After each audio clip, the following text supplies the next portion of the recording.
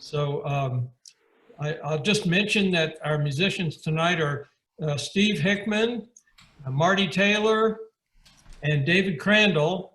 And Steve and Marty were some of the musicians that really got our live music started in our dance group in Baltimore.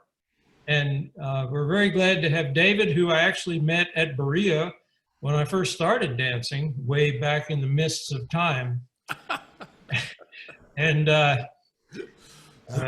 course, we've met up since then, not only in Baltimore, but he lived in Brasstown, North Carolina for a little while. And we had the pleasure of playing in a border march band together. Oh yeah, that's a great. So I thought we'd get started, and the first tune that they're going to play is, I should explain first that when we first started our dance group in Baltimore, most of my dance experience at that time had been at Berea and a little bit at Pinewoods.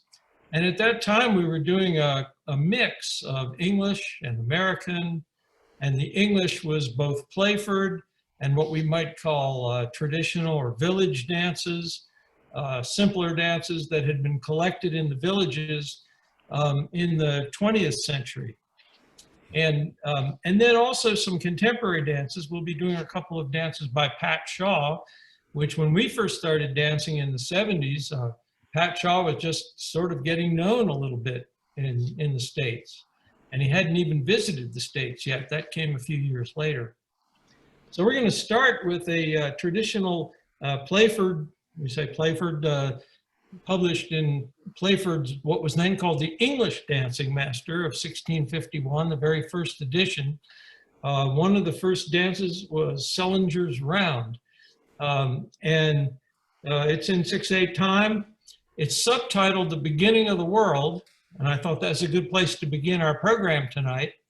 It also happens to be the very first dance of the new year when we celebrate New Year's at Berea's Christmas Country Dance School, which was the first dance experience that I ever had.